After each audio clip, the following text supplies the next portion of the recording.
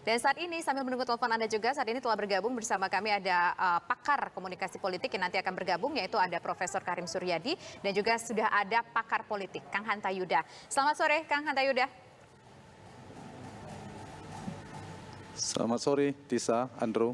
Ya, Kang, kalau dilihat dari ada 3 format nama, Prabowo Puan, Anies Ahaye, dan Ganjar Erik, akan terwujudkah di Pilpres nanti ketiga nama ini kira-kira atau mungkin ada surprise? Ya, kalau tendensinya hari ini ketiga pasangan ini memungkinkan tendensinya ya, karena dengan ambang batas minimal untuk pencapresan itu kan harus koalisi minimal 20%. Berarti kalau PDI Perjuangan dan Gerindra bergabung lebih dari cukup memasangkan nama Prabowo dan Puan Maharani satu.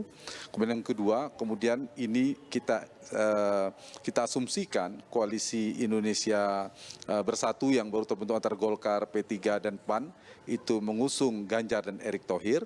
Yang satu lagi adalah pasangan Anies Baswedan dan AHY yang PKS, kemudian Demokrat, dan tentu harus ada Partai Nasdem, harus 3 partai. Nah, 3 ini kita bicara porosnya dulu. Porosnya memungkinkan kalau kita lihat peta konstelasi Pilpres kita, itu memungkinkan 3 bahkan 4. Kalau Gerindra, Prabowo memutuskan misalnya tidak bersama PD Perjuangan maju sendiri karena cukup lebih 20%, maka Gerindra bisa dengan PKB. Dari nama-nama partai yang saya sebutkan baru 8 kan, baru 7. Ditambah dengan PKB, maka PKB dan Gerindra itu bisa satu lagi, 4 poros sebenarnya, tapi agak sulit. Nah, dengan 3 poros tadi, maka memungkinkan beberapa calon tadi yang akan muncul. Jadi kalau 3 atau 4 poros, prediksi saya, Pilpres kita akan berlangsung dalam 2 putaran.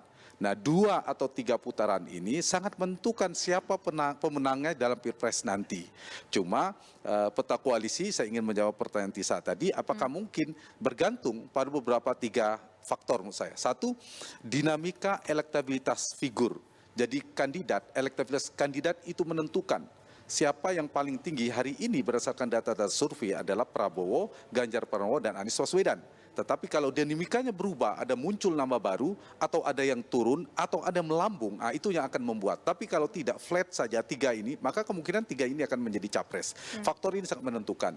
Yang kedua adalah faktor kingmaker. Kingmaker ini menentukan dari 3 poros koalisi yang saya sebutkan, tentu king atau queen makernya, kalau yang pertama adalah Ibu Megawati Soekarno Putri, untuk yang Prabowo, Puan Maharani. Kingmaker yang kedua adalah Jokowi, Pak Jokowi berarti kan berpisah dengan Ibu Mega, untuk yang Ganjar Erick Thohirnya, karena tanpa faktor Jokowi agak sulit koalisi yang ketiga yang ini bisa terwujud menurut saya. Faktor Jokowi ini penting dengan berbagai macam jaringan kekuasaan dimiliki dan seterusnya. Dan yang ketiga adalah kingmakernya yang berpotensi adalah tentu kita tahu Pak SBY, karena di Demokrat, kemudian ada Pak Yusuf Kalla yang dekat dengan Anies Baswedan, ditambah kalau bergabung dengan Nasdem yang dekat juga dengan Anies Baswedan adalah Surya Paloh. Jadi faktor yang kedua ini juga menentukan sedikit lagi. Yang satu lagi adalah faktor kedekatan para ketua umum partai. Kedekatan partai yang seperti sekarang yang kita bikin simulasi skema skenario itu, ada 3 partai yang sudah dekat, 3 partai yang 2 partai dual pemerintahan PKS dan Demokrat, mungkin Nasdem bisa ke sana.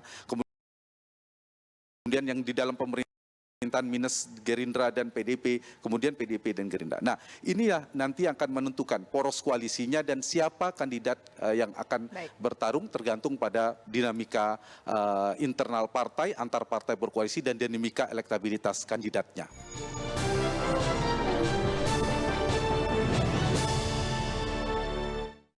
Mas, kalau memang format saat ini bisa dikatakan masih asumsi dan istilahnya cocokologi, masih sangat cair, apakah mungkin ke depan akan berubah lagi ini, Mas, pasangan-pasangan ini? Ya. Ya, ada 2 ya. Ada tahapan kandidasi, pencalonan, dan pemenangan pemilu nanti. Nah, 2 ini berbeda. Yang menguasai kandidasi adalah para figur-figur veto player partai, ketua umum partai yang memiliki tiket partai. Sementara elektabilitas mereka dalam survei-survei yang kita baca itu tidak begitu kuat. Di sisi yang lain ada nama seperti Anies Baswedan, kemudian Ganjar Pranowo yang dalam struktur partai, struktur kekuasaan partai, mereka bukan siapa-siapa, tetapi elektabilitasnya tinggi. Jadi ada tersimpang. Itulah yang menyebabkan politik ini masih dinamis. Apakah ada dua kemungkinan, Mas Andro?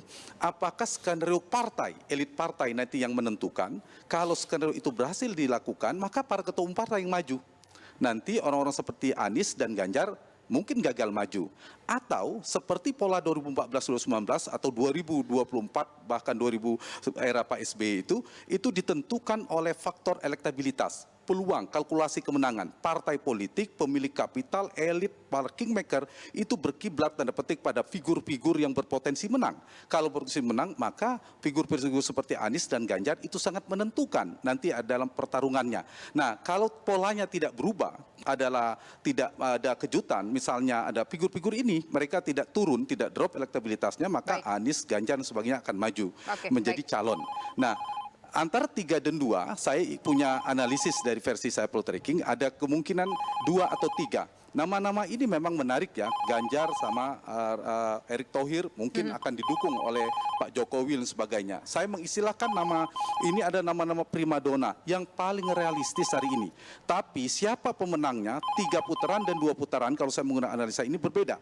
Kalau 2 putaran atau 1 putaran, kalau 3 poros, kemungkinan 3 poros ini kita akan melihat pola pilkada DKI. Jadi Ganjar Pranowo itu akan menjadi seperti Pak Ahok. Berpotensi dia menang di putaran pertama, Anies akan menjadi Aniesnya, kemudian Prabowo akan menjadi AHY. Putaran kedua, misalnya masuk Ganjar dan Anies, maka berpotensi Anies adalah pemenangnya.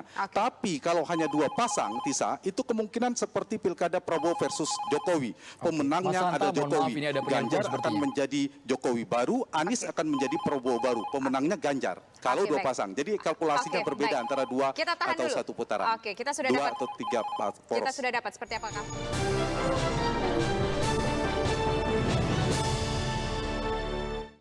Mas Hanta Yuda, apakah kira-kira rumah politik ini bisa menjadi sebuah rumah yang potensial dan rumah yang nyaman bagi orang-orang yang berpotensial juga?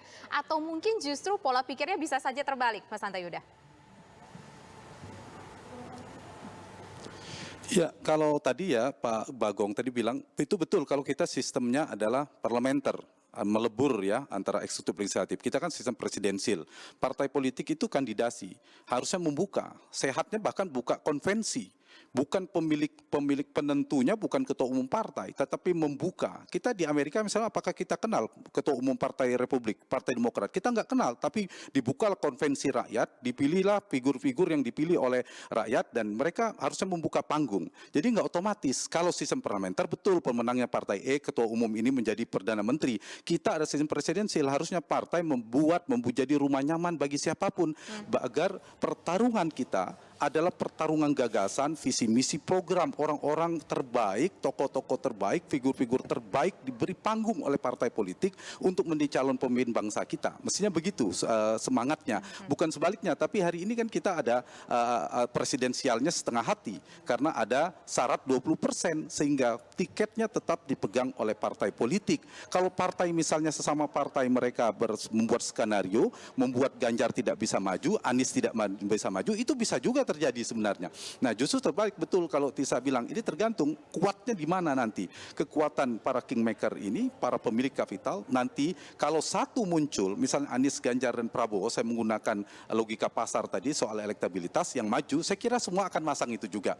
Tapi kalau yang keluar adalah para ketua umum partai, nanti yang bertarung para ketua umum partai juga semuanya. Ini polanya tergantung nanti, termasuk nanti menjadi 3 poros kah, 2 pasang kah, itu akan menentukan, karena pertarungan itu kemampuan kita menentukan siapa lawan kita, itu menentukan kemenangan. Itu sama juga dengan skenario 2019 yang lalu. Kenapa Pak Jokowi menang juga karena lawannya Pak Prabowo, kan salah satu faktornya. Nah, ini juga yang saya maksud kalau kemudian 3 pasang tadi terjadi.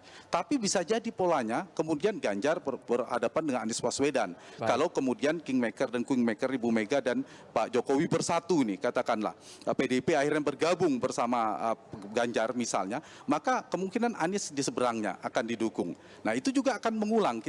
Saya berharap kita tidak mengulang dua blok politik yang kontraksi politiknya sangat keras sekali, dan harapannya partai-partai itu menghadirkan calon-calon terbaik untuk kita pilih nantinya, tetapi juga melibatkan rakyat. Kita ini kan tidak dilibatkan sama sekali rakyat dalam proses kandidasi pencalonan. Kita hanya dilibatkan dalam election pemilihan.